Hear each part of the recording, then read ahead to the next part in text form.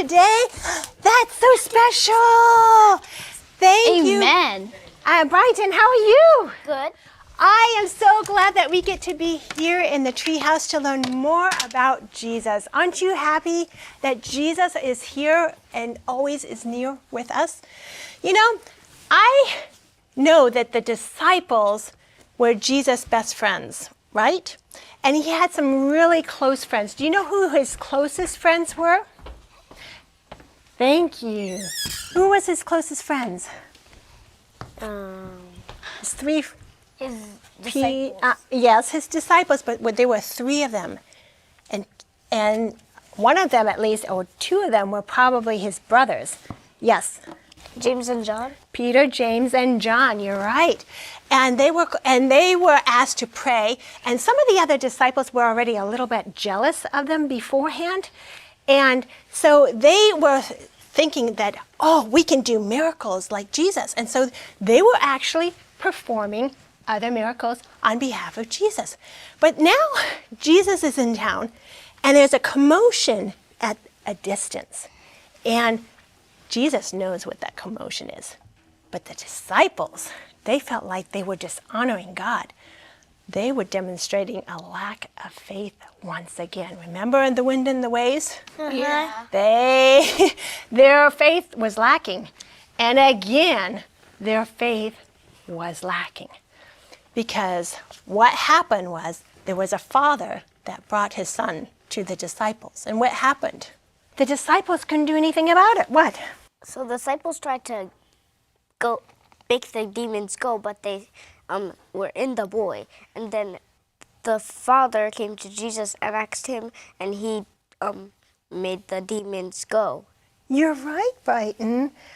The demons were in this boy. Now, we don't know what happened that the demons came in the first place, but the disciples, they were embarrassed. Have you ever been really embarrassed? The disciples could do miracles, and now, all of a sudden, the Pharisees are making fun of the disciples because Jesus can't be from God. I mean, after all, they're followers and disciples of Jesus, but they can't even remove the demons. But could the Pharisees themselves remove the demons? No, they couldn't. But you know, Jesus saw the commotion and he sees them there. And what do you think, Jesus? You already know. What happened, Brighton? What did you say happened? He asked Jesus, right? Would you like to see it in our storybook? Yeah. All right, Ginger, I'm going to move you just a little bit, honey. And let's look in our storybook of our story. Oh, there's Jesus. Jesus, Jesus, please help my son. He's demon-possessed and often suffers from seizures that cause him to fall in the fire and in the water. I brought him to your followers, but they couldn't help him. You people today have no faith. Your lives are so wrong. How long must I stay here with you? How long must I be patient with you? Bring the boy here. How long has this been happening to him? Ever since he was a young boy, the spirit would cause him to fall in the fire and into the water. If you can do anything, show pity on him. Nathan, please, Lord, save my son. If you can believe, then all things are possible to those who believe. I believe. Help my unbelief.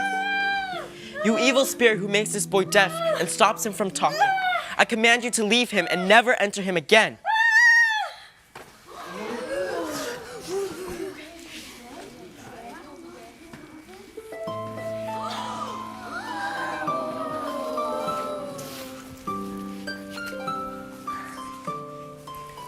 Thank you. Thank you. Can you imagine being in the crowd and seeing this happen? How the boy was all of a sudden healed? Now, it almost looked like the boy had died, and the people were gasping because they thought, oh no, he's dead. The demons possessed him.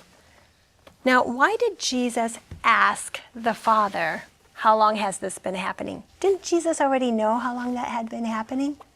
So why do you think Jesus asked that question? You want to take a guess? Go ahead, Ashaba. Probably because he wanted to see how big was his faith. how big his faith was. That's one of them. But he also wanted to tell the crowd, the people in the crowd, how severe it is and that it was really happening for a long time, how serious the situation was. Now, Jesus knew their thoughts, and he also wanted to tell the Father that the healing of his Son was dependent on the Father's faith. It wasn't the faith of the Son at this point, it was the Father's faith that made the difference. That means that sometimes our faith influences other people. Have you ever thought of that? Because we can bring other people to them. And he said, Lord, I believe, help my unbelief. Is that sometimes a prayer that we have to have? It's just like in the wind and the waves. It's just like when the disciples were unbelieving. You're right. The disciples were lacking in their faith, and then they had to believe. Now, Jesus already knew, but he wanted to tell them. But you know, when they were back in Peter's home, what do you think the disciples, at least the three of them, and some of the disciples asked, because now they were really embarrassed. They had brought shame to Jesus because they couldn't cast out the demons. And now the disciples were asking what? Do you know what they asked? How could this be? We tried to save him. Yeah, they tried to heal him. How is it that we couldn't do it? And what did Jesus say? He basically said you're lacking faith. You're lacking faith, but you can't do it without prayer and fasting. Do you know what fasting means? What does it mean, Alan? To not go without food for a time, really just for a For time. a religious reason. Yeah. And sometimes you're sacrificing what you need, your physical needs, because you want to have your spiritual needs met. And so Jesus was saying, you can't do this without sincere prayer and fasting. Now, I don't want any of you folks fasting without your parents' permission. We don't do that, okay? Because you need to eat, you're growing. But you know, fasting shows that God, that I'm putting what I need and I want to focus on you first. And that's what it meant. And so the disciples, they realized that they were still lacking in their faith. We need to believe, don't we? We just need to Yes. believe. Can we sing that song? Believe.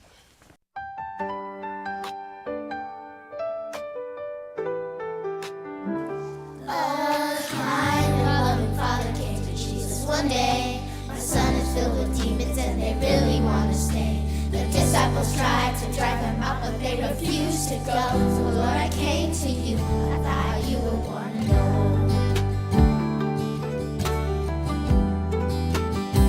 So Jesus spoke, the demons left, the troubled son went free. The disciples came to Jesus. They said, how could this be? We did our best to save the lad, but could not set him free. Jesus said, your faith is slow,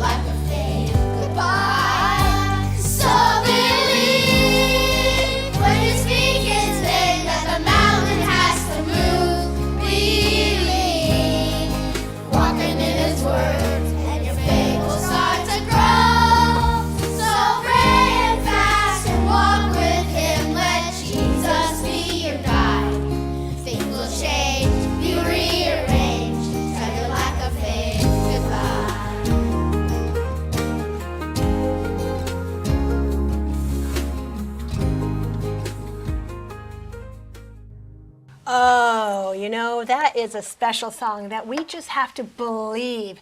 Can I get, Merritt, can you get that basket for me? And I want to talk about believing and knowing what to do when you realize you want to grow your faith. You can put it away. You can put it away. Thank you, Merritt. Let's have this basket. Now, I've got a favor to ask from all of you. I'm going to give you each a piece of paper, and I want you to make this for me. And I'm going to give you some scissors. So you want to pass out some scissors for me? Can you pass out the scissors? And I'm going to hold this. Here's paper. And we're going to have some paper. Here, Isabella, can you pass one to Isabella for me? There you go, honey. It's like impossible. Oh, it looks impossible. But you can ask each other. You can ask for help. I think we need 2 pieces. How? No, you just need one. Take your scissors and make this. I want you to try making this. What are you? Does everybody have a pair of scissors? Oh, somebody's missing some scissors. There you go. Thank you. All right. I want you to cut. I want you to cut your paper. How are you going to make this design? You can right here. Yep. How are you going to make that? What are you going to do? All of you are struggling. Uh-huh. Does anybody have an idea? I think so. Uh-huh. Mm-hmm. I'm going to come up with something here. Who knows how to do that? Who knows how to make that happen? Not me. Not me. Definitely not me. But who in our treehouse together knows how to do it? You do. You've got it.